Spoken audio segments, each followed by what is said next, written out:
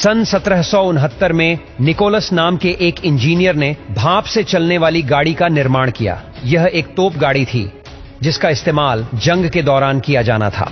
लेकिन यह न केवल बहुत ही ज्यादा शोर करती थी बल्कि इससे चिगारी भी निकलती थी। ऊपर से इसमें घोड़ा गाड़ी से अधिक खर्चा आता था और कुछ ही समय बाद इसका एक पहिया टूट गया। यानी कि मशीन से चलने वाली गाड़ी को बनाने की पहल हो चुकी थी, लेकिन वह उतनी ज्यादा सफल नहीं हुई।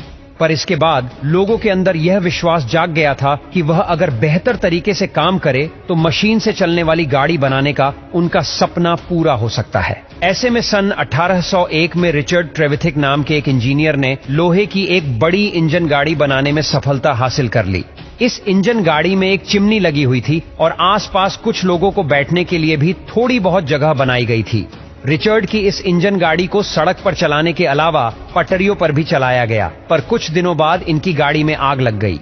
हालांकि वैज्ञानिकों ने इसका एक ढांचा बनाकर तैयार कर लिया था जो कुछ इस प्रकार था।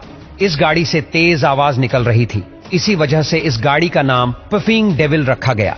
पफिंग डेविल का मतलब होता है छुक छुक करने वाला शैतान। जब सबसे पहली बार यह ट्रेन पटरी पर दौड़ने लगी तो इससे निकलने वाली चिगारी और आवाज को देखकर आसपास के लोग इसे शैतान समझ रहे थे। उन्हें तो पता ही नहीं था कि इस तरह की भी कोई गाड़ी होती है। उन्हें तो केवल बैलगाड़ी और घोड़ा गाड़ी ही समझ में आती थी।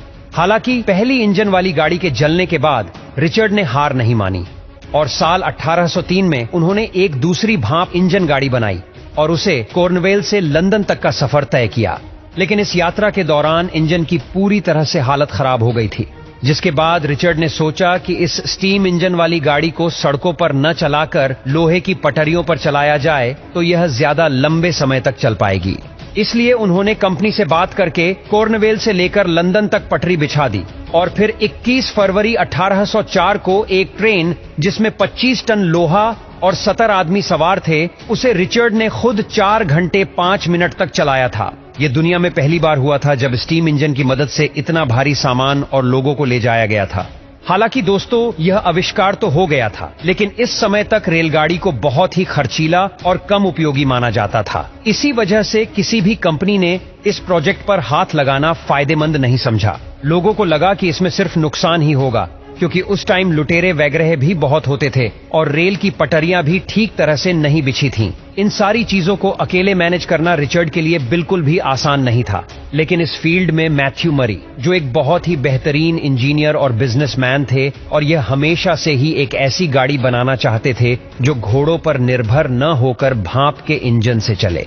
इसलिए इन्होंने साल 1812 में रिचर्ड ट्रेवल द्वारा बनाई गई स्टीम इंजन में कई सारे बदलाव किए। सबसे पहले तो उस स्टीम इंजन को नए तरीके से मॉडिफाई किया गया, क्योंकि तब तक तकनीक पहले से बेहतर हो गई थी। और फिर साल 1812 में पहली बार इसे व्यापारिक रूप से चलाने के लिए पटरियों पर दौड़ाया गया। फिर आते हैं चोड स्टीफेंसन। इन्हें कोयले के इंजन के इस्तेमाल और ट्रेन को दुनिया के अलग अलग हिस्सों तक पहुंचाने के लिए जाना जाता है। इन्होंने अपने बेटे के नाम पर अपनी कंपनी शुरू करी थी, जिसका नाम था the Robert Stephenson and company.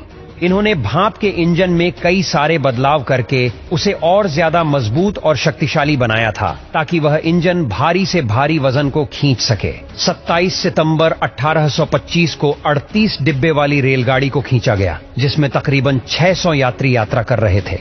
इस पहली बड़ी सी रेलगाड़ी ने डार्लिंगटन से स्टोकटन तक का 35 मील का सफर तय किया था और ट्रेन में यह सफर 14 मील प्रति घंटे की रफ्तार से तय किया था। इस ट्रेन को आधिकारिक रूप से दुनिया की पहली पैसेंजर ट्रेन माना जाता है।